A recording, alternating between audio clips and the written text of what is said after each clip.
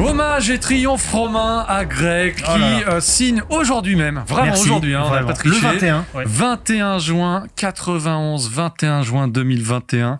C'est la carrière de Greg dans le jeu vidéo. Alors on s'est dit on fait quoi? On fait un live, mais non, je me suis dit Greg c'est le pilier de Gaijin Dash, au même titre que Daniel, voilà, au même titre qu'Hubert bien sûr. Et je me suis dit non, il faut qu'on parle, il faut que je te pose plein de questions parce que moi je sais beaucoup de choses, on a partagé beaucoup, notamment à Tokyo, mais il y a encore des pans entiers de cette carrière dans le jeu vidéo que je ne connais pas. Tu crois? Ça, c'est le suspense. D'accord. Mais... Ah oui, pardon. C'est un effet d'annonce. Mais voilà, en tout cas, il y a beaucoup de choses que les lecteurs, on va essayer de se faire un petit peu les messagers des questions que pourraient avoir les lecteurs pour toi.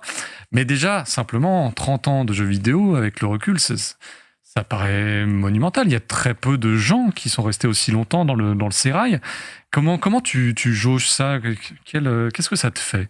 Déjà, c'est assez étrange parce que du coup, ça fait 30 ans que ma vie est vraiment lié à une saisonnalité. C'est-à-dire que quand tu bosses dans le... Alors, je parle du jeu vidéo, mais je pense que ça fait pareil pour les gens qui ont une longue carrière dans les autres centres de divertissement. Voilà, tu vois, les gens qui bossent au cinéma, ils ont Cannes chaque année. Moi, ça fait 30 ans de ma vie qu'il y a un gros salon qui a lieu à la fin du printemps. Alors avant, c'était le CES, maintenant c'est le 3. Ça fait 30 ans de ma vie que y a des Tokyo Game Show ou des Jump Festa ou des Nintendo, des Jama Show, voilà aussi. Alors c'est vrai qu'aujourd'hui ça compte plus.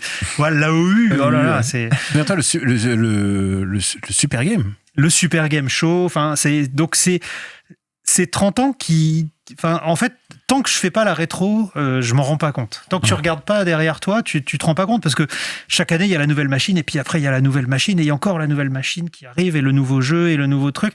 Et c'est quand tu te retournes, tu fais « Ah mais ouais, en fait, il y a déjà 16 Final Fantasy. Ah ouais, il y a 25 Mario. Il y a, voilà. » C'est, tant que tu regardes pas dans le rétro, on est dans une industrie qui te force toujours à être avide de nouveautés. D'ailleurs, on le voit, tous les magazines, enfin, la recette typique des magazines à l'époque où je rentre à Joystick, c'est news, previews, tests et astuces. Et là, c'est pareil, enfin, Gaijin Dash, on ouvre sur les news, c'est toujours l'actu. Que fait Kojima? Qui a racheté tel studio? Quand est-ce que telle nouvelle chose va être annoncée? Donc, et puis au final, une fois que le jeu est sorti, on fait assez peu de post-mortem. C'est-à-dire qu'aujourd'hui, on le fait plus qu'avant parce qu'il y a des DLC, mais Pouillot te le dira, la note, c'est que à la sortie du jeu, après, ça n'a plus aucune importance. Non, mais c'est ça, c'est-à-dire qu'on revient pas... alors, la donne a un peu changé aujourd'hui, parce que les jeux sont tellement chers qu'il y a à faire, qu'il y a beaucoup de remakes, il y a beaucoup... Enfin, tu vois, d'un jeu sur deux, je sais pas, ça va être la 3e fois qu'ils ressortent... Enfin, GTA V, tu vois, il y a des jeux qui ressortent, donc on peut revenir sur des choix de design, etc. Mais à l'époque, voilà, Tales of 1 sortait. L'année suivante, tu parles du suivant et puis tu ne reparles pas du premier, etc., etc. Fallait comme ça avancer. Est-ce que tes repères temporels, justement, sont liés à la sortie de certaines consoles, la sortie de certains jeux? Est-ce que les grands moments de ta vie, tu peux les relier, comme certains les relient à certains morceaux de musique, certaines sorties de films? Ouais, complètement. Le jeu vidéo, ce sont des jalons, quoi. Ah ouais, complètement. Je peux te dire où j'étais le jour de la sortie de la PS2. Je peux te dire où j'étais le jour de la sortie de FF6. C'est vraiment... C'était, alors moins aujourd'hui parce que je ne travaille plus exclusivement pour les jeux vidéo, mais effectivement, je peux te dire où j'étais la première fois. Je peux te parler exactement de où j'étais, comment j'étais, dans quel état d'esprit j'étais la première fois que je jouais à Phantasy Star Online, tu vois, ce genre de truc. Je peux te dire ce qui s'est passé au moment où je bats le dernier boss de Phantasy Star 3. Enfin, c'est vraiment des choses qui m'ont marqué, qui ont vraiment fait partie de ma vie. Et c'est rigolo d'ailleurs de prendre ça comme repère temporel. Avant d'intégrer la rédac de Joypad, forcément, tu étais un fan de jeux vidéo, mais t'es quel genre de fan? Tu avais accès à tout? Comment ça se passait? Comment tu réussissais à te procurer des jeux? Est-ce que tu lisais déjà des magazines? Comment tu vivais finalement hors du secteur? Parce que tu es rentré très tôt. Tu es rentré à quoi? À l'âge de 16 ans? Je suis rentré à 16 ans, voilà. C'est en fait à la base, quand j'avais 6-7 ans, j'avais un un grand-père qui était un petit peu curieux. Enfin, de toute façon, dans ma famille, ils ont toujours été un petit peu curieux des nouvelles choses. Et donc, on se retrouve avec un Texas Instruments, un TI 99 à la maison, où il disait, voilà, mon grand-père m'a dit, comme ça, il pourra peut-être apprendre à programmer. Tu sais, c'était l'époque, c'est une époque que peut-être les gens qui nous écoutent aujourd'hui connaissent pas, mais à l'époque, la micro-informatique, telle qu'on l'appelait, c'était encore quelque chose de mystérieux et on se disait, ok, un ordinateur, ça coûte 3 000 francs, 5 000 francs, mais je vais en acheter et mon gamin ou ma gamine vont devenir programmeurs et ils vont se faire des millions, tu vois. Il y avait encore cette idée de un ordinateur, c'est une chance. Parce que évidemment, on pouvait pas aller voir des lolcats à l'époque, il n'y avait pas Internet. Donc, si tu voulais un jeu, soit fallait acheter la cartouche, soit fallait le programmer toi-même. Moi, j'ai passé des week-ends avec des copains ou avec ma tante où on avait les magazines et tu sais, tu tapais. Oui. Tu avais un jeu, tu mettais 8 heures à le programmer. Et puis voilà, donc on se levait le matin vers 9-10 heures, mes copains débarquaient, on tapait les lignes de code, machin. Quand on avait marre, on allait manger, c'était ma tante qui tapait, elle recopiait. Tu sais, $6 égale 10 égale machin, to do 8, tata. Et et vers 18h, 18h30, on avait fini de taper le programme. On se retrouvait devant un espèce de clone de Pac-Man dégueulasse et t'y jouais. Et vers 21h30, parce que t'as 7-8 ans, donc t'es épuisé, vers 21h30, t'as fait ta dernière partie, t'en peux plus et t'éteins l'ordinateur et le truc, tu le reverras plus jamais. Parce qu'il n'y avait pas de sauvegarde ou quoi. Et si tu voulais rejouer, il fallait retaper le truc. Donc, ça, c'était ma première approche du jeu vidéo. Mais même si ça me fascinait, j'étais pas forcément à fond dans les jeux vidéo. Le jeu vidéo, j'y reviendrai plus tard, en fin de primaire, début de collège, quand mes copains, ils ont tous un CPC, etc. Ouais. Et je me dis, tiens, moi aussi, j'aimerais bien un jeu vidéo, mais bon, moi, j'étais pas très riche. Et du coup, c'est vrai qu'un Amstrad CPC, ça valait 3 900 francs, c'était très, très cher. Ouais. Les jeux vidéo les plus abordables, finalement, c'était une console de jeu. Mais parce que oui, donc attends, si je réfléchis, 16 ans, les consoles sont pas si tellement implantées que ça, en tout cas les consoles japonaises. Si, déjà. Ah si, c'est-à-dire qu'à 16 ans, c'est l'été 91, donc ça signifie que tu as déjà la presse P qui fait de l'import, c'est-à-dire que Alain Huyglacourt a commencé déjà à parler de la PC Engine dans Tilt à partir de 89-90 et de la Mega Drive aussi. Il y avait Micronews qui en faisait. Micronews parlait énormément de jeux vidéo japonais aussi. Ils avaient une rubrique PC Engine. Déjà. Ils avaient même une rubrique. De toute façon, Micronews à la base c'était MSX News, donc ils parlaient énormément de jeux vidéo japonais. C'était l'époque où il y avait aussi cette chronique des jeux coquins, le Nippon Fripon. Des Nippon Fripon. Voilà. Des jeux hentai. Voilà, moi j'avais un copain au collège qui en avait des Nippon Fripon et c'est le seul journal qui s'autorisait à ça. Hein. Voilà, mais c'était hallucinant d'ailleurs parce que c'était une époque assez bon. Alors aujourd'hui le hentai, enfin tout le monde connaît, mais à l'époque c'était bizarre parce que tu t'allumais la télé, tu voyais Dani, Juliette je t'aime, Lamu, et hop, t'avais Spot qui te ramenait des pages de Nippon Fripon et tu disais mais c'est les mêmes enfin c'est bizarre, c'est une imagerie de dessin animé. Mais elles ont les seins à l'air, elles sont allongées en train de crier sur une cuisine. Enfin, c'était très bizarre en fait. Et tu découvres effectivement qu'au Japon, parce que c'était loin, il n'y avait pas Internet à l'époque. Le Japon, c'était encore très les mystères de l'Orient. Enfin, je sais pas si Hubert pourra les rajouter après au montage, mais le Japon à l'époque, ça reste encore. Comment dire, c'est cet empire mystérieux qui copie tout ce qu'on fait, ou alors les karatékas, les trucs comme ça. C'est Annie Cordy qui fait la chanson super raciste dont je vous avais parlé la dernière fois là. Houya, houyo, voilà, tu vois. Je me souviens de vieilles pubs avec un petit garçon et on lui disait comment on dit déshabille-toi en japonais et le garçon disait fièrement Takatu kite. Oui, voilà. Et alors c'est une pub et genre c'était Carambar ça. Ouais, oui, c'est Suzy. La sauce Suzy One. Suzy One. C'était une épreuve. L'Asie, ça restait quelque chose d'encore assez mystérieux. Et encore, on nous a bien gavé parce que Greg et moi, on a étudié le japonais, mais pendant des années, les gens nous disaient toi, t'étudies le chinois, genre, non, japonais, non, chinois, c'est pareil. Voilà, et on a eu droit à ça pendant des années. Mais ça sert à rien d'apprendre le japonais, regarde, je sais dire que ma moto, elle marche pas, il y a ma moto qui a des ratés, MDR. Et du coup, pour revenir sur les consoles, pardon, excuse-moi, donc du coup, en fait, je sais pas trop quoi acheter, et j'avais, J'avais un grand-oncle qui était vraiment le proto-geek, tu vois, c'était un type qui parlait pas, qui se lavait pas trop, enfin, il était vraiment chelou, quoi. Mais il avait une ColecoVision, donc moi j'aimais bien quand j'allais chez ma grande-tante pour qu'elle me garde, parce que voilà, le grand tonton un peu chelou, quand il sortait son carton, c'était tout un rituel, tu vois, il sortait un carton, il ouvrait la console, il la sortait, il la déballait, hop, on branchait et on jouait toute la nuit à la enfin toute la nuit, jusqu'à 21h30, 22h, quoi, mais on jouait à la Coleco. Et après, il re-rangeait tout. Donc les Schtroumpfs, voilà. les Axon. Non, pardon, je dis des conneries. C'était pas la Coleco, non, c'était la Mattel Intellivision. Ah oui, encore pire. C'était la Intellivision. Et j'ai des très bons souvenirs de la Intellivision grâce à ça, d'ailleurs. Et lui, par contre, donc, il était resté à la Intellivision. Il avait rien acheté d'autre. Mais par contre, il achetait Tilt. Ce qui fait que, forcément, c'est Tilt... là le premier contact avec la presse. Exactement. C'est là que je commence à lire Tilt chez lui. Et c'est là que je me dis, il me faut une NES, puisque à l'époque, Alain Huyglacourt disait Zelda c'est mortel, Mario c'est mortel, etc. Donc je m'achète une NES et mon cousin lui va s'acheter une Master System. Et c'est l'époque justement dont Florent Gorge parle très bien dans son livre sur la NES. C'est l'époque où justement il y a une espèce de demi-arnaque où l'importateur de la NES en France est obligé de faire venir des vieux jeux. Et du coup, j'ai Castlevania, j'ai Gradius, mais une fois que tu as fini Metroid, Zelda, Mario, Castlevania et Gradius, il te reste pas grand chose parce qu'ils continuent à sortir les vieilles merdes, genre les pinballs et les trucs. Et du coup, tu te retrouves avec au maximum, c'était Goonies 2, quoi. Voilà. Alors que en face, mon cousin, lui, il avait la Master System où t'avais Ken Seiden, t'avais Phantasy Star, t'avais Is, et là où je me suis dit la coupe est pleine, c'est quand Wonder Boy 3 sort. Ouais. Alors que cette année-là, sur NES, t'as quoi? T'as Section Z et je sais plus quoi. Enfin, j'étais furieux. Donc dans Tilt, il y avait des pubs qui disaient vous en avez marre des jeux NES, eh ben chez nous, venez chez Shoot Again, qui était une boutique d'import à Paris. Venez chez Shoot Again, on vend un adaptateur pour jouer aux cartouches japonaises.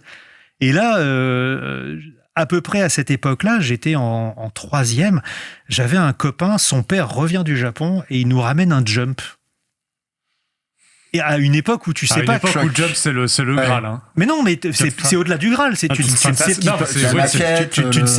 sais pas que ça existe. Oui, même pas. C'est-à-dire que il arrive avec un bottin, il fait « Regardez, mon père, il m'a ramené ça du Japon. » Et il y avait Dragon Ball à la télé, et on ouvre et on voit Vegeta, alors que Sangoku était encore gamin à la télé, tu vois. Donc, pourquoi il est là et tout. Alors, il y a Krillin, tu vois, on reconnaît Krillin. On dit, il y a Krillin, mais c'est qui ce mec avec les cheveux en l'air, là, il a l'air énervé et tout, enfin c'est bizarre, Piccolo il est gentil, enfin on comprenait pas, en plus un chapitre ça fait 20 pages donc tu t'es là, waouh, qu'est-ce que j'ai vu. Et puis après il y a d'autres histoires cheloues, enfin tu vois il y avait Jojo, il y avait machin, et il y a des pubs justement pour le jeu Dragon Ball Z 3 sur NES. Et putain, mais il y a Dragon Ball Z sur NES, enfin ça a l'air mortel et tout, et on l'aura jamais. Et je vois il y a Super Mario Bros 3. Putain, il y a déjà le 3 qui existe et tout, et tu vois plein de photos de jeux qui ont l'air mortels parce que forcément les artworks, tout a l'air super. Et donc je me renseigne, je regarde la pub et un jour je dis à ma mère, elle dit qu'est-ce que tu veux pour ton anniversaire? Je dis je veux qu'on aille chez Shoot Again et puis tu m'achètes un jeu japonais avec l'adaptateur et tout. Donc on va chez Shoot Again et là la mystification que ça doit être quand t'arrives chez Shoot Again et en fait, tu ouvres un coffre à trésors, quoi. C'est comme Keanu Reeves quand il sort de son sarcophage dans Matrix. Tu vois, c'est vraiment ça. C'est-à-dire que tu rentres dans Shoot Again et je me revois passer la porte de Shoot Again et tu avais un mur sur ta droite. Tu avais un mur entier. Je sais pas comment ils avaient fait. Ils avaient mis des petites baguettes en bois sur le mur. Tu avais un mur entier de jeux Mega Drive et PC Engine. Et toutes les jaquettes te sautent à la gueule en fait, parce que à l'époque les jaquettes de jeux vidéo, enfin souvenez-vous, c'est les jaquettes Suikoden, la jaquette US de Suikoden n'a pas été gâtée, quoi. Mais non, mais ça n'existait pas Suikoden. Tu vois ce que je veux dire? T'as les jaquettes Master System blanc sur fond blanc avec des illustrations toutes pourries. Et d'un seul coup, je vois putain, mais Wonder Boy en fait, il a les cheveux verts et il a des yeux grands comme ça. Shinobi, il est, enfin je me dis, toute ma vie, on m'a menti, en fait. Non, mais vraiment, c'est waouh, c'est un choc. Complotisme avant l'heure. Mais c'est très compliqué à expliquer comme sensation. c'est vraiment la même sensation que tu as dans le film, tu sais, où le mec est filmé partout, il est dans une télé-réalité. Voilà, c'est comme la fin du Truman Show où le mec se rend compte que sa vie est un mensonge, quoi. Moi, ça me fait pareil. Et tu ressors avec quoi alors de cette j'arrive. Il achète Transbot et il a rien compris. J'arrive, je leur dis, il me faut un adaptateur avec des jeux japonais NES, quoi, ou des jeux américains. Enfin, je sais pas, faites quelque chose pour moi, quoi. Et il me dit, ah bah non, je suis désolé, des adaptateurs NES, on n'en a plus, mais je peux te montrer, machin. Et là, donc, il m'allume le CD-ROM de la PC Engine et je vois l'intro de Valise 2. Je vois, putain, un dessin animé, le truc, ça parle, il y a des musiques incroyables. Voilà, donc j'ai la mâchoire, je fais un AVC dans le magasin. Et il me dit, bon, par contre, c'est 3 990 francs. Donc t'es là, voilà. Bon vendeur, hein. Voilà, oui. Tu vois, c'est Rolls-Royce. Non, mais par contre, voilà, j'étais conquis. Je savais que c'est ça qu'il me fallait. Je pouvais plus rentrer chez moi et jouer à la NES Pinball. Tu vois, c'était pas possible. Enfin, j'allais au rayon jeux vidéo de Carrefour ou de Boulanger. Après avoir vu le CD-ROM de la PC Engine, tu peux pas retourner à Boulanger, acheter Duck Hunt ou, tu vois, c'est pas possible. Il y a un retour en arrière qui n'est plus possible, malheureusement. Donc, je me dis, bon, bah, il faut que j'économise, quoi. Et ce sera la PC Engine. Ce sera la PC Engine. Plus que la Mega Drive, c'est PC Engine. Elle était moins chère. C'est le Japon. Elle était moins chère. Elle était moins chère. C'est-à-dire que la Mega Drive, elle était à 1700 ou 1990 francs.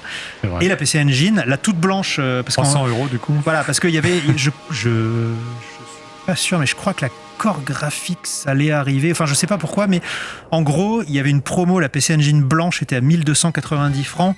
Non, c'était pas Shubibinman. Avec. Comment il s'appelait, Bikuriman, qui était le clone Hudson de Wonder Boy in Monsterland. Mais ils avaient changé tous les sprites pour que ce soit le dessin animé Bikuriman.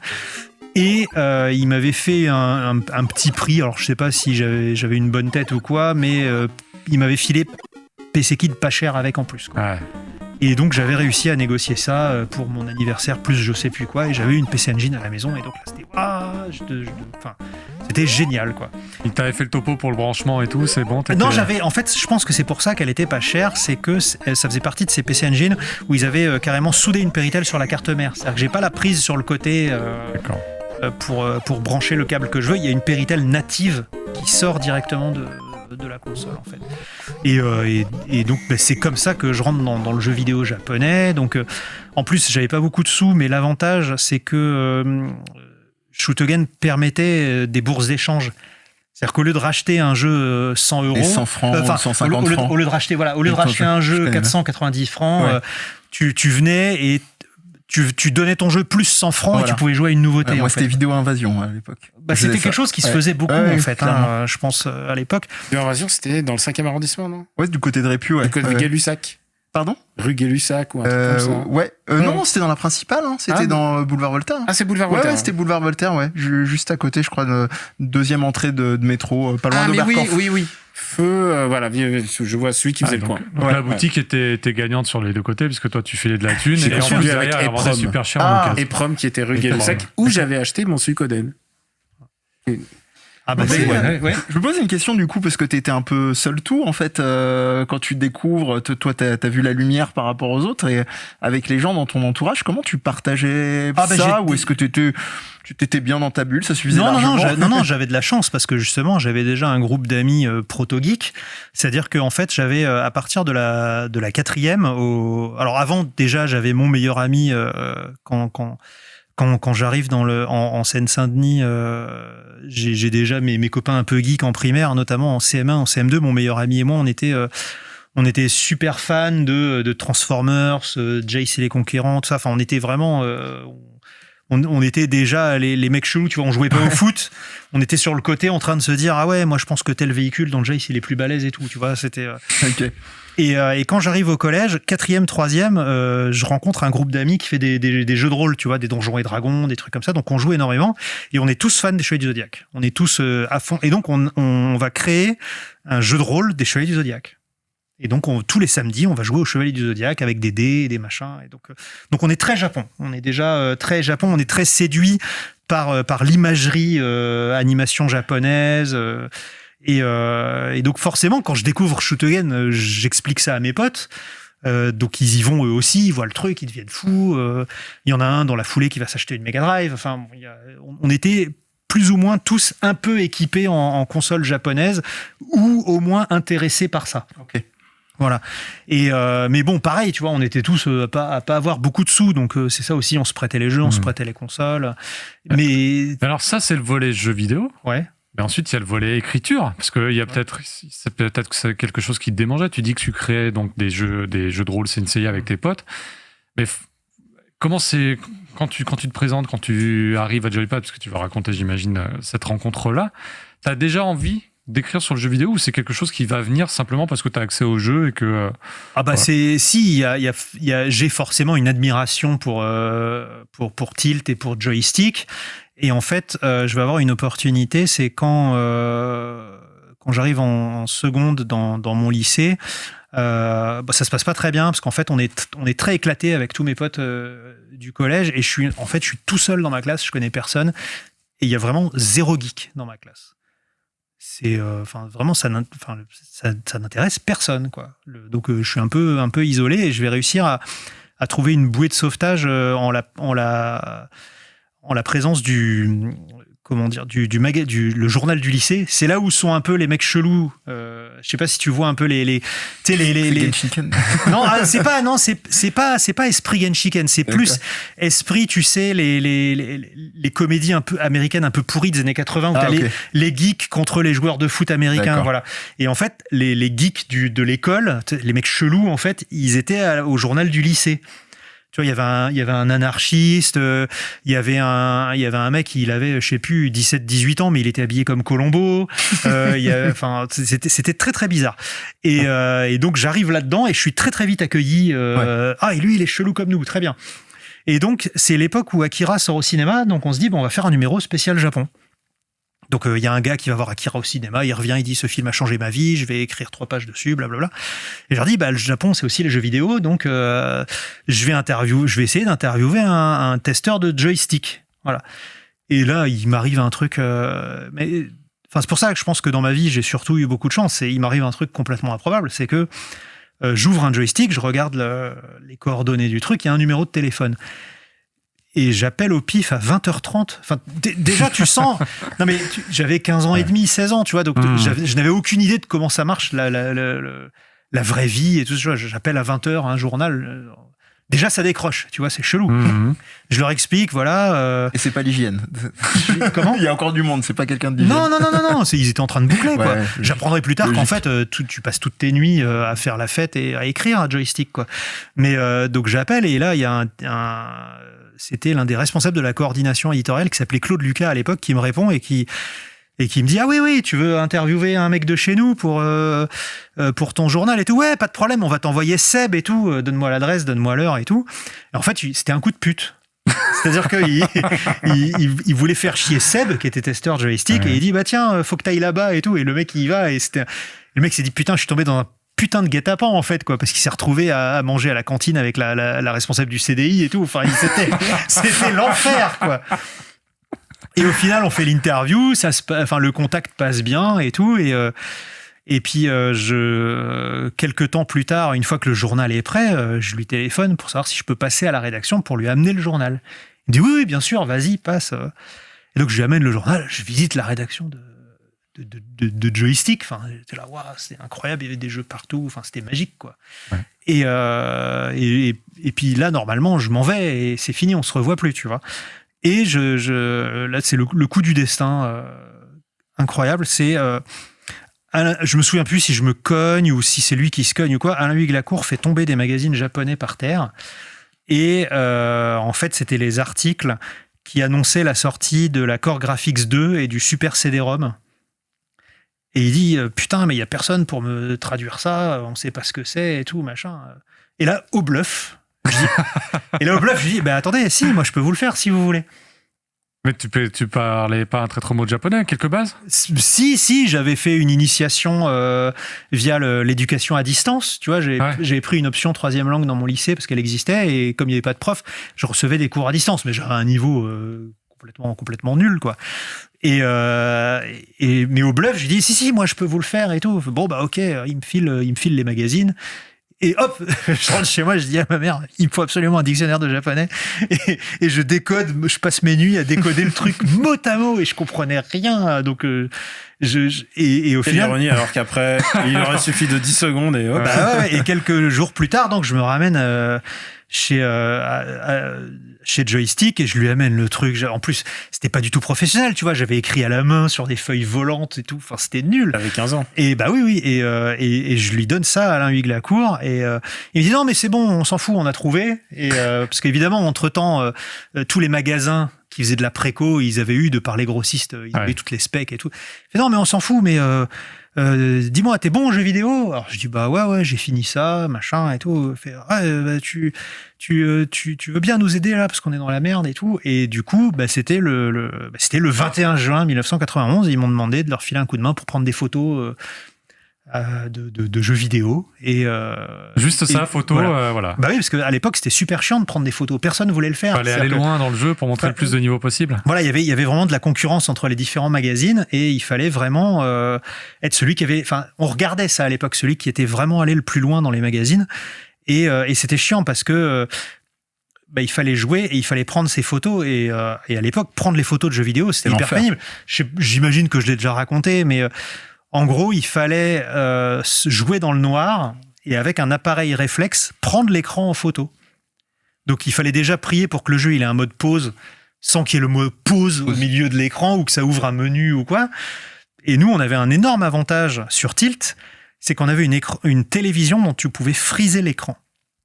C'est-à-dire que tu avais une touche sur la télécommande, l'image était frisée.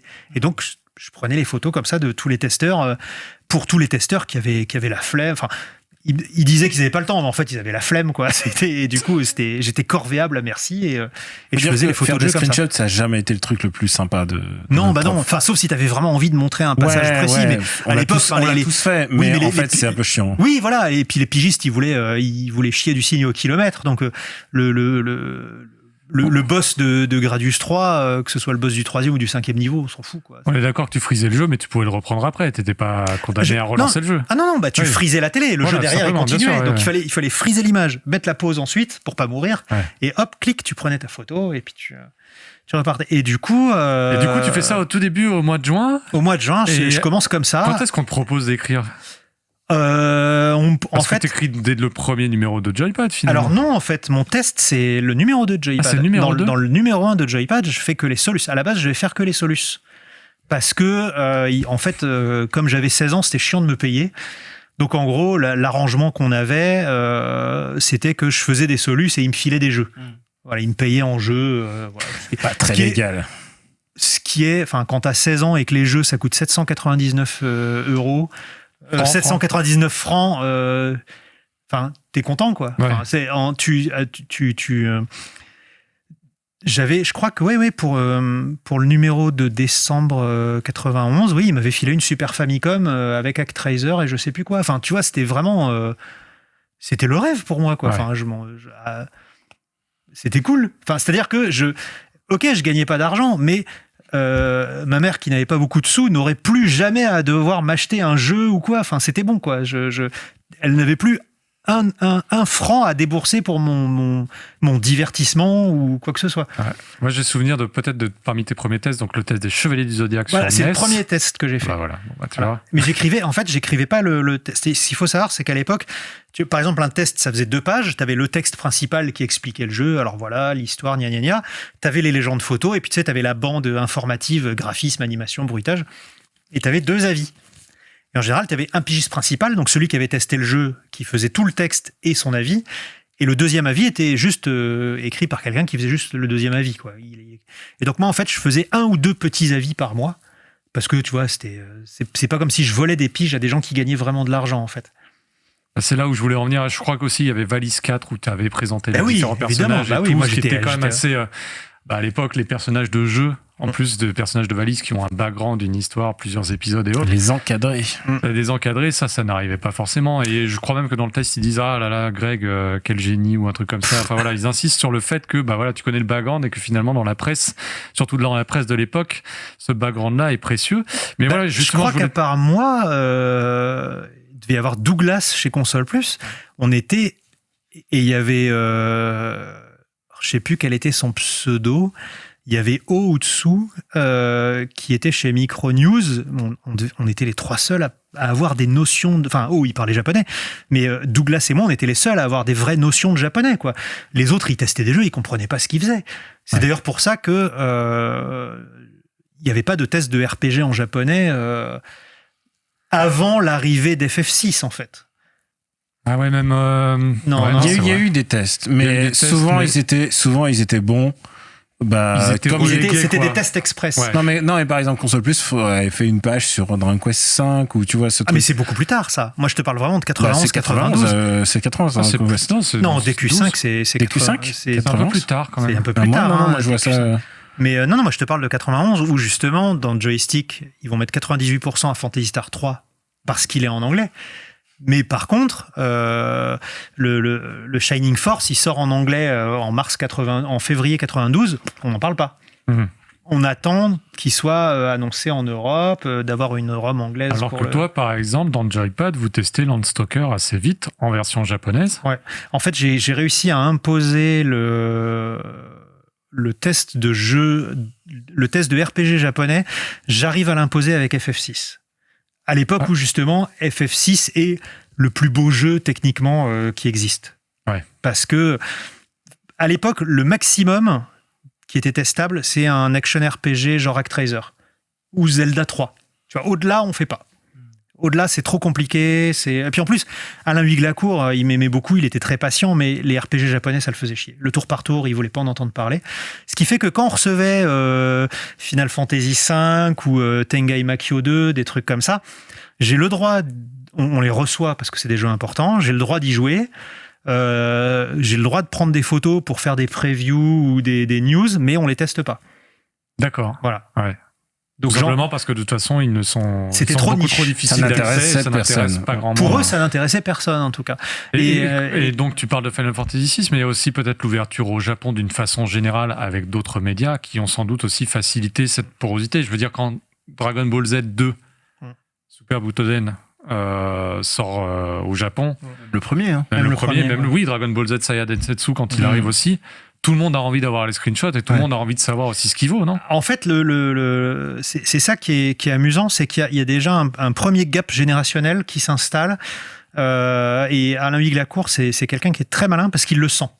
C'est-à-dire qu'il se dit, ok, moi, les mangas et tout ça, à part Akira, j'y connais rien. Et de toute façon, je sens que Dragon Ball et tout ça, ça va pas m'intéresser, mais il se passe un truc. Et donc il dit, parce que quand Joypad démarre, les testeurs, donc ça va être Trazom, TSR, Rastafou qui a disparu très très vite.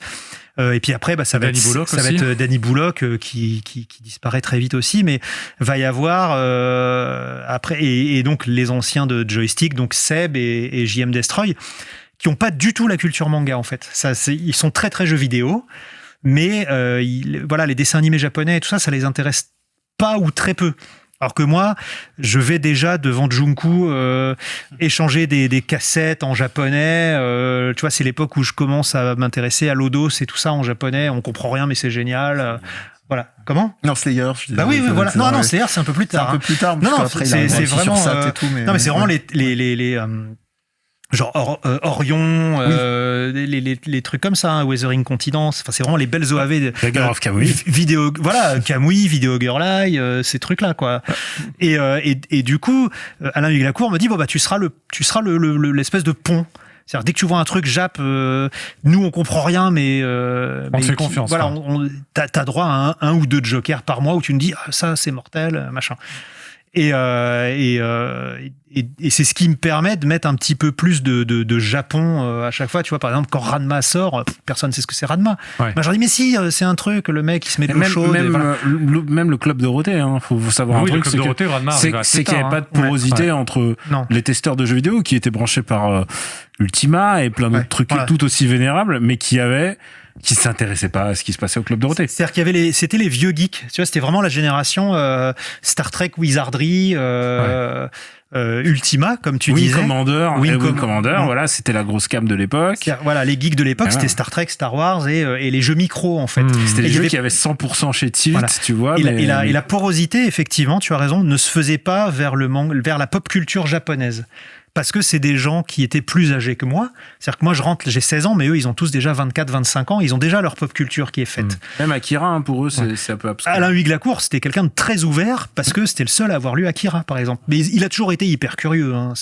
Après, du côté de Player One, par exemple, qui était le concurrent de Joypad, il y avait tout de suite très vite cette ouverture-là avec Olivier Richard, notamment, qui s'appelait Inoshiro. Ouais. Oui, mais même Cyril Drevet, qui parlait énormément du club d'eau, justement, tout sur à les fait. ponts.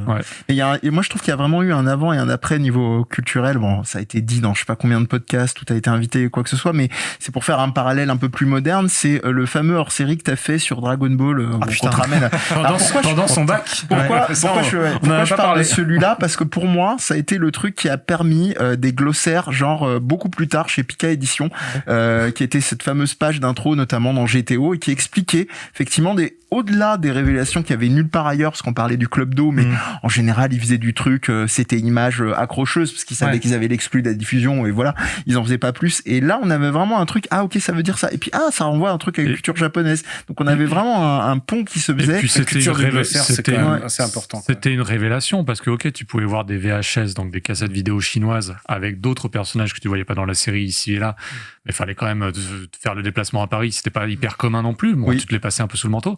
Mais surtout, c'était la preuve que, au-delà de ce que tu voyais au Club Dorothée, il y avait toute une galaxie à la fois de jeux, à la fois de films et à la fois de matériel dédié aux fans. À l'époque, t'avais pas grand-chose. T'avais le Club Dorothée Magazine et c'était réglé, quoi. En fait, j'étais tellement content de découvrir tout ça qu'il fallait absolument que je le partage. Enfin, moi, c'est toujours comme ça que je l'ai vécu. C'est-à-dire que quand j'arrive à Joystick et donc en juin 91, je commençais déjà un tout petit peu avant à fréquenter Junku. C'est-à-dire que ma mère, cette sainte femme, quand je lui ai dit je vais essayer d'apprendre le japonais au lycée avec des cours à distance, machin, bon, c'était du bricolage un peu pipeau, mais je pense que comme j'ai eu la chance d'être dans un lycée du 93 et ils étaient, enfin tu vois, dès que tu leur demandais un truc un peu original, ils étaient plutôt du genre à t'encourager. Voilà. Le lycée où j'ai connu Pentaro d'ailleurs, puisque nous étions au lycée ensemble, voilà, pour ceux qui le connaissent. Et donc voilà, c'était ils étaient le lycée Eugène Delacroix à Drancy, voilà. Et quand tu leur proposais des options, des trucs, ils étaient plutôt encourageants. Donc ils m'ont dit oui, vas-y, fais ton japonais. On te fait les papiers du CNED et puis voilà. Et du coup, ma mère s'était renseignée et il y avait Junku. Et elle m'emmène une fois, et là, pareil, un nouveau choc. C'est-à-dire que la première fois, autant t'as décrit la première fois à Shootogame. Mais la première fois Junku, c'est une espèce d'adrénaline de il y a tous ces caractères au mur, il faut que j'achète tout pour tout analyser. Dans Dragon Ball. Non mais c'est ça, tu vois plein de trucs incroyables, et puis même et puis ils recevaient tout. C'est-à-dire on est prêt Internet et on est prêt aussi pré-forum, pré-BBS, pré-VPC. Hein. Il y avait 3615 Joypad et 3615 Toon. C'est 3615 Joypad où on s'est connus. 3615, 3614. Et c'était les seuls vecteurs de communication. Donc, parfois, les gens qu'on se faisait en pote à ce moment-là, en plus, on s'accrochait vraiment bien parce que on était drainés par la même passion et et quand on trouvait quelqu'un qui aime quelque chose, quand on est sur la même osmose, je veux dire, Greg et moi, on se connaît depuis... depuis la première année de fac. Non, même depuis avant. Ta première année. On s'est rencontrés avant. On s'est rencontrés en 94, Greg.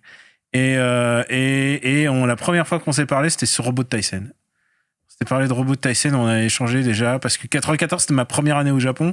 Ouais. Mais toi, t'avais déjà 1 an de fac, et moi, je suis rentré à la fac juste après. Oui. Mais on s'était parlé avant, et on avait fait genre le Super Games, on avait passé un Super Games ensemble. C'est vrai, moi j'avais l'impression que je t'avais... La première fois que je t'avais rencontré... La première fois où c'était mémorable, pour nous deux, c'était... c'était le jour des inscriptions C'était le jour des inscriptions à la fac, ouais. Voilà. Bah justement, j'ai envie de te demander comment tu arrivais à gérer d'un côté la vie scolaire et ton taf, parce que j'imagine que c'était quand même très chronophage, même si tu avais des textes à rendre, tu avais des solutions à produire, tu devais sans doute te rendre à la rédaction, et en même temps, tu avais le lycée, la fin du lycée, le bac. Alors pour le lycée... Est-ce qu'à un moment, tu t'es dit, bon, je laisse tomber, et moi, c'est ça que je veux faire, et tant pis pour... Non, parce pour que... la fin des études. Non, parce que quand même... d'une part, je gagnais pas d'argent, et puis d'autre part, je voulais au moins passer le bac, tu vois. Ce côté passe ton bac d'abord, je sais pas si c'est ce que j'avais vraiment en tête, mais je voulais pas partir dans la vie comme ça, quoi. Et puis de toute façon, quand on en discutait, les autres à Joystick ou Joypad, à la rédac, ils me disaient si, il faut que tu continues tes études à côté. Enfin, c'est cool ça. Tu vois, c'était. C'était déjà un milieu qui gagnait plutôt pas mal, non, la presse de jeux vidéo. C'était ça gagnait énormément d'argent. Ouais. À l'époque. Hein. Oui. Précisons ça tout de suite. Non, mais c'est ça c'est une ancienne économie, il faut le préciser. C'est ça. Aujourd'hui, tu ne peux plus gagner ta vie à écrire sur des jeux vidéo comme tu le faisais à l'époque. C'était, tu te faisais quand il y avait des numéros doubles, spécial été ou spécial Noël. Enfin, tu vois, les numéros de Joystick à 324 pages, c'était. Tu pouvais il y a certains pigistes, qui pouvaient se faire 20 000, 25 000 francs en écrivant sur les jeux vidéo. Oui, mais 3500 €, quoi. Oui, mais en remontant avec le pouvoir d'achat de l'époque, c'était des très grosses sommes. On parle d'une époque où louer un appartement à Paris, ça coûtait 2000 francs. 3000 francs. Je sais pas si tu te rends compte, 25 000 francs par mois, c'est ce que pouvait prétendre un médecin ou quelqu'un comme ça, tu vois. Et là, t'étais un connard de 23 ans et t'écrivais sur les jeux vidéo. Et tu avais le salaire d'un médecin. Qu'est-ce que c'est que ce... Enfin, c'est chaud. Et encore, parce que Greg sous-évalue même, il parle des numéros doubles, mais tu rajoutes ensuite, il y avait les hors-séries, les spécial solus, les bidules, les machins, donc et parfois parce que là c'était la Galaxy Joypad, t'avais et Joypad et le PlayStation Magazine officiel. Ah, ça c'est un peu plus tard. Et oui, mais donc du coup quand tu accumulais, il y avait des. C'était des vrais bottins qui en plus se vendaient à des dizaines de milliers d'exemplaires à chaque fois. Quoi. Joypad, Joystick c'était entre 40 et 50 000 exemplaires. Joypad c'était 25-30 000 exemplaires. PlayStation Magazine qui arrive, c'est 100 000 ex parce qu'il y avait la démo et que tu pouvais pas télécharger de démo à l'époque. Mais quand même, tu restes dans les études, quoi. Oui, bien sûr. Je fais des études parce que je suis très impliqué dans ma vie au magazine et puis je suis aussi très impliqué dans ma vie au lycée. Tu vois, j'ai mes potes, j'ai mes machins. Enfin, ma vie ressemblait un peu à une site. Enfin, tu vois, c'était un peu Parker Lewis ne perd jamais ma vie, quoi. J'avais vraiment les potes du lycée et puis après il y avait ma deuxième vie où j'allais. En fait, quand je sortais des cours, j'allais à Joypad, je faisais ce que j'avais à faire et je rentrais chez moi vers 20h et puis. Mais enfin, il y a aussi autre chose. Et puis après, des fois, j'allais au sport, tu vois. Mais après, ça fait vieux con de dire ça, mais à 17 ans, t'es increvable. Enfin, je sais pas pour vous, mais moi, à 17 ans, tu te fatigues jamais à 17 ans. T'as une énergie, tu peux jouer jusqu'à minuit, 1h du matin, le lendemain, tu te réveilles à 8h, tu te réveilles à 7h30, 6h30, 7h, t'es frais. T'es pas, enfin, tu vois, t'as pas la seule chose que j'ai gardée de mon enfance, c'est que je suis toujours. Tu peux dormir 4 heures et le lendemain tout va bien.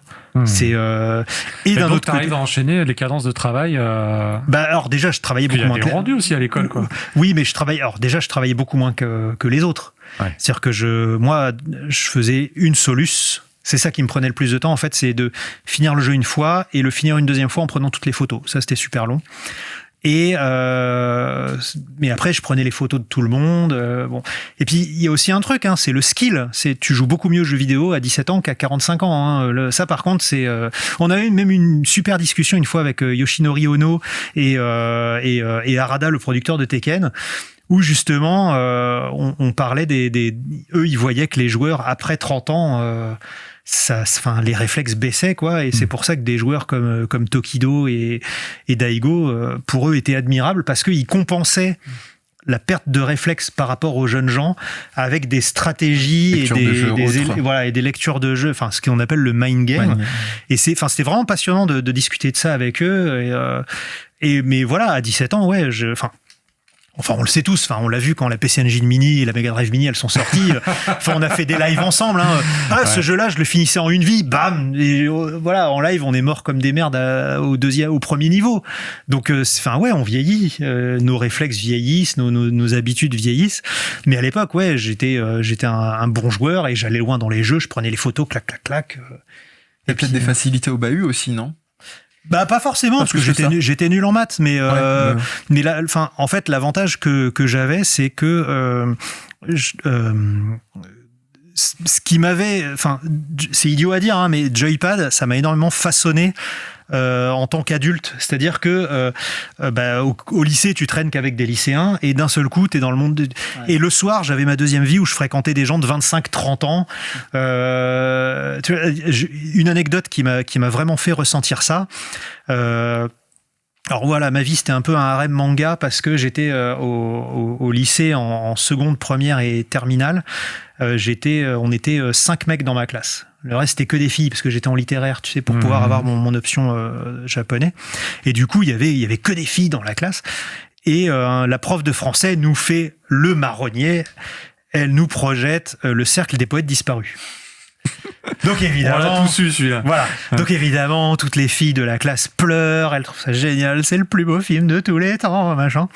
J'arrive à Joystick le soir et je leur dis hey, vous savez pas ce qu'ils nous ont projeté? Ils nous ont projeté le cercle des poètes disparus. Et là, tout le monde se fout de ma gueule. Tu vois, t'avais Seb, Boulinex, enfin tous les mecs qui vont faire l'éclectique super valable, qui sont à fond en contre-culture, qui sont fans des Monty Python et tout. Oh, ils t'ont montré cette merde. Eh ben attends, on va t'expliquer pourquoi c'est de la merde. Bam, bam, bam. Tu sais, toutes les vidéos que t'as aujourd'hui sur YouTube où ils te déconstruisent les films, où ils te disent ah bah attendez là il y a tu sais les cinéma scenes et les trucs, ils m'ont fait ça en fait, et du coup ils m'ont dit bah non, faut pas que tu lises le film comme ça, c'est de la merde, enfin je veux dire, un prof de poésie qui monte sur une table, c'est un con, enfin c'est et ça m'a vraiment aidé à appréhender les choses de manière différente, ce qui fait que grâce à ça j'avais 12-13 sans trop me forcer. Ouais. Voilà. La maturité, c'est pas du style naturel. Non, c'est vraiment de la maturité. Ouais, tout à fait. Parce que quand la pression du magazine m'a donné aussi des méthodes de travail un peu différentes. C'est-à-dire que à force de discuter avec des vétérans comme Alain Huyglacourt ou des demi-escrocs de la pige où les mecs, enfin tu vois, enfin on connaît ça, hein, pisser du cygne hyper vite, genre les amateurs du genre apprécieront. Gageons que les développeurs mettront tout en œuvre. Dans la langue de Mishima. Voilà, exactement. Voilà. Force de constater que voilà, la firme de Kyoto. Putain, je suis désolé pour les 3 personnes qui disaient force de constater. Mais en tout cas, voilà, et c'est ce genre de truc où tu apprends instinctivement à savoir aussi ce que les gens attendent de toi, et tu arrives à avoir cette lecture décalée de te dire bon ok, qu'est-ce que les profs attendent? Et hop, très vite, t'arrives à pisser un truc qui est très moyen. Mais, enfin voilà, 12, ça me suffisait. On peut mieux faire, j'aime beaucoup. Non, mais j'avais pas besoin enfin, 13, c'est bien, tu vois, j'ai pas besoin de 18. Si je pouvais avoir 13 sur 20 et continuer à jouer aux jeux vidéo gratuitement le soir, ma vie était parfaite, tu vois. Donc c'est, et puis après, évidemment, il y a un autre truc, ça, évidemment, tous les gens qui sont autour de cette table et tous les gens qui nous écoutent le savent. À l'époque, les jeux sont pas en français et bah, ça te fait putain de lever-les en anglais. C'est pour ça que je dis lever-les d'ailleurs. C'est, enfin, je sais pas pour vous, hein, merci mais merci Spellcaster. Voilà, Spellcaster, Fantasy Star, enfin tous ces jeux-là, tu joues en anglais et après, bah, quand il faut que tu rendes une dissertation en anglais, et ben t'es là, tu te dis putain ouais, dans Shining Force, comment il disait ça déjà et tout, et tu sors un truc. Et après la prof, elle est impressionnée, elle dit oh quelle fluidité dans cet échange. C'est marrant que tu dis ça parce qu'en fait j'avais rendu une rédaction en anglais et je m'étais craqué, au lieu de fight, j'avais mis combat. Et la prof en fait, elle savait que j'étais un gros geekzor de jeux vidéo. Elle me fait mais Mehdi, voyons-vous avec les Street Fighters et tout, c'est fighting. Et elle était en mode facepalm juste pour ça. Donc voilà. Non mais c'est ça qui était chouette, c'est que les jeux vidéo m'ont aidé là-dessus, quoi. Après très vite, je trouve que en français, t'as quand même une plume qui se distingue très vite dans Joypad et autres. On sent que tu prends vraiment plaisir à tester les jeux, à donner ton avis, à trouver la bonne rythmique, la bonne comparaison, et la bonne formule. La bonne formule. Tout de suite. Écoute, c'est très gentil, mais là, je saurais pas trop te dire pourquoi. C'est pas quelque chose que t'as travaillé, c'est quelque chose qui vient naturellement, je veux dire. Bah, en fait, j'ai beaucoup lu les autres quand j'étais plus jeune, donc j'essaye d'être rigolo, parce que moi, ce qui me fait plaisir aussi, c'est quand les tests sont marrants, et j'essaye d'être marrant, mais il y a aussi surtout cette envie et ce besoin de communiquer des infos. C'est-à-dire que quand j'arrive à Joystick et Joypad, donc je parlais de ma maman qui m'emmène à Junku, et là je découvre les murs entiers de magazines de jeux vidéo, genre comment ça, il y a 4 Famitsu par mois, tu vois? Comment ils font un magazine de jeux vidéo qui fait 300 pages par semaine? Mais comment c'est possible? Et elles m'en achetaient un de temps en temps, tu vois. De temps en temps, j'avais le droit au PC Engine Fan, mais c'était des magazines qui coûtaient très cher. Enfin, un magazine comme Joystick ou Joypad, ça coûtait 20 francs. Ouais. Et là, le magazine ça faisait coûtait 50 francs. Faut s'imaginer en import minimum. À l'euro, c'était 8-10 euros. C'était très très cher les magazines japonais. Et du coup, quand j'arrive à Joystick et que je vois des armoires entières qui dégueulent de vieux magazines japonais, parce que c'était nos seules sources d'information. Donc tous les mois, enfin même toutes les semaines, ils achetaient pour facilement 300-400 francs de magazines japonais. Ils avaient des abonnements à Junko directement. Voilà, où ils se les procuraient. en fait, c'est ça. On était abonné à Junko, on était abonné à tous les magazines de jeux vidéo. Et ensuite, ils venaient avec les ciseaux et ils faisaient. Et clic. Voilà, le nouveau Mario, clic, et t'envoyais chez l'imprimeur. Chez le scanner d'abord. Voilà. T'envoyais d'abord chez le scanner. Et en fait, on se rend pas compte, mais ça coûte une blinde en fait. C'est en frais de production, c'est-à-dire tu fais des coupes. Je me souviens, j'ai fait un Tokyo Game Show en tirant comme ça pour Player One et genre j'aurais dit bon voilà les magazines que j'ai récupérés. Et le mec, il m'a dit, mais tu te rends pas compte du devis, en fait, de toutes les photos que t'as envoyées. Ça fait des milliers de francs. C'était le TGS 99 où t'as toutes les photos, t'as genre 1000 photos par page avec tous les jeux. C'est ça, c'est celui-là qui a coulé Player One. Voilà. Bon, ça m'étonne pas, mais c'est vrai que très vite avec Joypad, on s'équipe énormément. C'est-à-dire que jusqu'à présent, le magazine était fait chez l'imprimeur. Et dès le numéro 2, donc c'est celui qui sera le directeur artistique de Joystick et Joypad jusqu'à la liquidation, jusqu'à la futurisation en 2003, c'était Alain Langlois, donc alias Linos, qui débarque dans les locaux au numéro 2 de Joypad et qui fera la mise en page en interne. Et ça, c'était assez nouveau à l'époque. Et pareil, dès le numéro 4 ou 5, on a une impression laser, c'est-à-dire qu'avant, les photos, je les prenais au clic-clac, et c'était super chiant. Et là, on a un repris de Sony donc c'était pas un truc qui était dispo pour le grand public, un représentant de chez Sony qui nous vend une machine qui, en fait, imprime ce que tu as sur un écran, sur du papier photo, en fait. Et c'est avec ça qu'on fait les montages des niveaux des jeux, parce qu'à l'époque tous les jeux étaient en 2D, donc tu vois quand il faut faire un niveau complet d'un jeu, je sais pas si tu te souviens de ces en double page, dans les sollicitants, quoi. Ça c'était magnifique. Enfin moi ça me faisait rêver ça quand t'avais des niveaux entiers qui étaient on les collait à la main, c'est-à-dire qu'en fait tu t'avançais le personnage. Hop, tu prenais une photo, t'avançais le personnage, tu prenais une photo. Et au bout de 4 photos, t'imprimais, donc t'avais une photo avec 4 écrans. Tu la coupais, on avait des grandes feuilles de papier millimétrées comme ça, on avait de la bombe autocollante, et pchit, t'assemblais comme ça les niveaux à la main. Aujourd'hui, tu fais ça avec un émulateur, mais c'est même à génial. l'époque, t'avais ça que dans des guidebooks, que dans des Ultimania de chez moi, je le faisais tous les mois. Enfin, tu vois, voilà, c'est fou. Les bateaux volants de Super Mario 3. Oui, t'as dû t'amuser. Ah putain, les bateaux volants de Super Mario 3 où il faut que tu mettes Mario à cet endroit-là pour avoir le bout de vaisseau, machin, sans que la balle, elle te nique et tout. Et hop, vite, faut prendre la photo et hop, tu meurs. Et quand tu meurs, ton sprite descend un peu. Donc, vite, clic. Voilà, c'était horrible. Mais c'est comme ça que je faisais les montages des bateaux de Super Mario. Mais c'était la préhistoire, mais c'était des super souvenirs. Mais comme tu disais, moi, j'avais vraiment envie de communiquer. C'est-à-dire que je partais du principe que découvrir les choses, c'était passionnant. Et du coup, je pensais que les autres devaient savoir aussi. Donc, par exemple, il y a un nouveau jeu qui va sortir. Je vais voir la Cour. Il faut absolument parler de ça. Regarde, c'est un jeu de ballot prisonnier avec Goldorak et Ultraman. Mais tout le monde s'en fout, Greg. Mais c'est Goldorak. Bon, allez, si tu veux. Enfin, tu vois, il était assez conciliant là-dessus. Parce que c'était un vrai passionné. Enfin, c'est toujours un vrai passionné. Donc là, il sentait bien que ça me tenait à cœur et que c'était là. Enfin, tu vois, j'avais les yeux qui brûlaient comme dans un shonen, quoi. Donc, il disait bon, allez, vas-y, ok. Et puis aussi. Comme je te disais tout à l'heure, il avait compris que j'étais cette espèce de passerelle entre les jeunes générations et les vieux geeks, quoi. Est-ce que c'est la raison d'ailleurs pour laquelle on a vu un petit peu essaimer des rubriques déjà, c'est toi qui gérais le courrier des lecteurs, il me semble. Ah, ça vient un peu plus tard. Ça, c'est moi qui l'avais réclamé. Mais plus vous tard. aussi devenez un Greg où on te voit bouffer des espèces de Chris Prolls avec du fromage. Enfin, très vite, je trouve que dans le Joypad, l'hygiène alimentaire de Greg. Le fromage, c'était de l'époque. T'es quand même assez mise en avant, finalement, par le canard, et on a l'impression que c'est Aussi parce que t'es une figure emblématique très vite, parce que peut-être que tu fais cette liaison entre un public plus jeune et... je pense pas que c'était voulu dans ce sens-là. C'était non, c'était même plutôt de la moquerie, c'est-à-dire que j'étais le Jones du magazine, quoi. Et c'est vrai que les autres testeurs, enfin notamment, le cœur vraiment de la rédaction, c'était vraiment Seb, Moulinex et JM Destroy.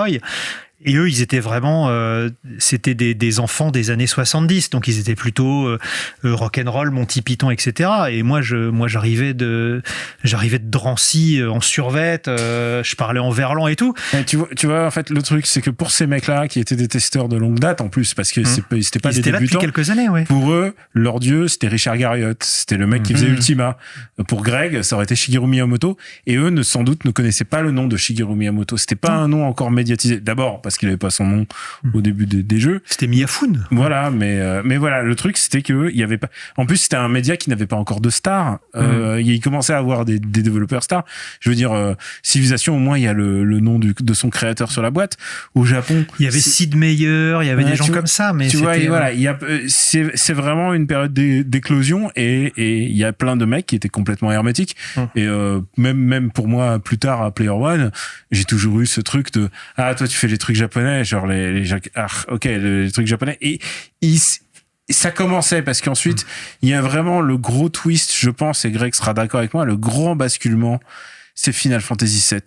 C'est-à-dire que Final Fantasy VII a une vraie grosse ouverture dans le basculement de l'importance du jeu vidéo japonais. Ouais. Moi, je pensais que du japonisme, du japonisme. C'est-à-dire le moment où les mecs qui regardent ça de haut et qui disent attends, c'est ça les jeux de rôle maintenant, c'est ça les RPG maintenant, voyons voir. Et il y en a certains qui ont essayé. Je datais plutôt moi ce basculement au basculement technologique qui s'opère avec la PlayStation et la Saturn. Là tu l'as, c'est lié bien sûr, mais vraiment on sent qu'à partir de 94 tout de suite, il y a peut-être les cahiers import qui commencent à vraiment. Mais tu vois, c'est pas avec Arc Volad et Dieu sait que j'adore Arc Volad. Parce que Cinématique, c'est l'univers cyberpunk, même si c'était pas le même que, comme on disait, la vieille garde, voilà, donc forcément le gap. Final 7, c'est le moment où t'as quand même le fer de lance de l'industrie japonaise qui arrive et qui est dispo, non seulement à la Fnac, mais chez Carrefour, tu vois.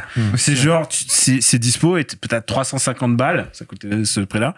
T'as 300 balles, et tu peux acheter le truc, le japonais le plus coté du moment.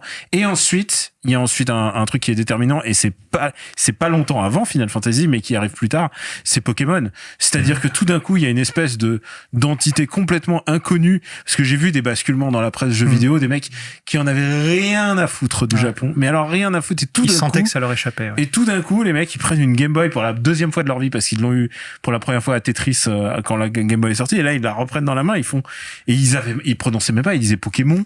Je pense à deux gars en particulier. Et ils disaient Pokémon, et ils disent putain, mais c'est super, parce que là, ils sont, tout d'un coup, il y a la mécanique JRPG, parce que au-delà de Final Fantasy, il y a quand même une mécanique JRPG auquel ces mecs n'ont pas été confrontés comme nous, on a pu l'être avant. Et tout d'un coup, il y a cette vraie ouverture, je pense, et de la presse, mais aussi des médias, mais surtout de notre propre milieu. C'est-à-dire, il n'y a pas besoin de lutter. C'est-à-dire qu'au bout d'un moment, c'est ce qu'on appelle le soft power.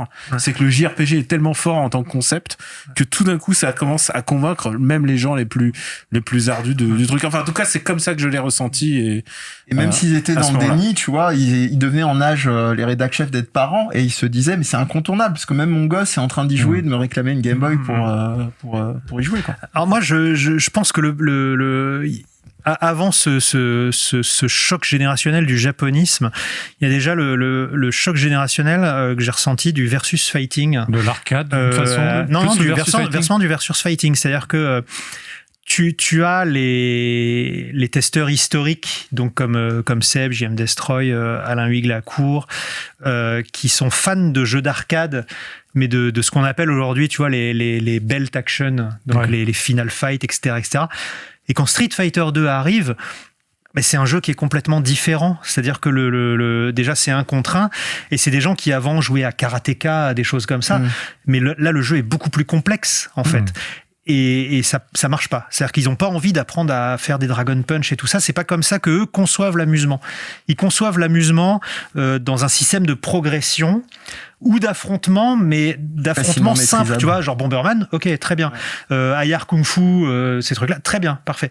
Street Fighter, il faut apprendre des coups, faut apprendre les match-up et tout, c'est chiant. Non, moi je veux pas jouer à ça, moi je veux, remettez-moi Street of Rage en fait. Ouais. Et je sens vraiment un gap où Street Fighter 2 sort à l'été 92, c'est le jeu le plus attendu sur Super Famicom, 900 francs à la République, dans le magasin d'import, c'est n'importe quoi, les gens, les dernières cartouches sont aux enchères, etc. Et là, c'est là où la vieille garde, justement, sent qu'un truc leur échappe, en fait. Et ils disent, il faut qu'on en parle, mais on n'y comprend rien. Et ça a vraiment créé un basculant, et je pense que c'est à ce moment-là qu'on a vraiment commencé à avoir des testeurs spécialisés. C'est-à-dire qu'avant, tout le monde testait tout. Tu vois, tu pouvais tester le dernier Ultima, et le lendemain tester SimCity, et le lendemain tester les Gina Sisters, le clone de Super Mario sur Amiga, et le lendemain, je sais pas moi, tester Alex Kidd, et encore le lendemain Flight Sim. Enfin voilà. Alors que avec Street Fighter, où il y a vraiment, et Doom, où il y a vraiment eu des gros gaps dans les nouveaux styles de jeu qui apparaissaient. Et puis en plus, voilà, t'avais les Sim Earth et tout ça qui commençait à te prendre un temps de fou. Voilà, on a commencé un peu à se répartir les spécialités. Les jeux étaient de plus en plus complexes et te demandaient de plus en plus d'investissement. De plus en plus nombreux aussi, j'imagine que à cette époque-là, vous receviez quantité astronomique de jeux. Je veux dire, quand votre joystick annonce 324 pages, c'est aussi parce qu'il y avait énormément de titres à tester. C'est-à-dire qu'on testait les jeux, c'était la fin de l'Atari ST et de l'Amiga, mais c'était le début des jeux sur PC. Il y avait la Mega Drive, la Super Nintendo, la PC Engine, la NES, la Master System, la Neo Geo. Enfin, il y avait des machines, et il y avait encore des jeux qui sortaient sur C64 et Amstrad CPC. Donc c'est le luxe de recevoir tous les jeux Neo Geo comme ça à l'époque. Ça devait être. C'est évidemment. C'est tellement inaccessible. Oui. Enfin, c'était. Quand on avait du temps, c'est-à-dire quand on avait bien travaillé à la fin de la journée, le patron de Joystick Joypad, donc le fondateur qui s'appelait Mark Andersen, il disait bon allez, hop, vous avez bien travaillé les jeunes, et il ouvrait l'armoire et on avait le droit de jouer à la Neo Geo. Mais moi vraiment, enfin les meilleurs moments, c'est quand il y avait c'est quand il y avait des nouveaux jeux Neo Geo qui arrivaient, parce qu'il fallait prendre des photos de jeux Neo Geo. Donc c'était de l'achat, les jeux Neo Geo. Si vous alliez à Shoot Again ou chez un importateur, vous les achetiez quoi. Je me souviens plus exactement.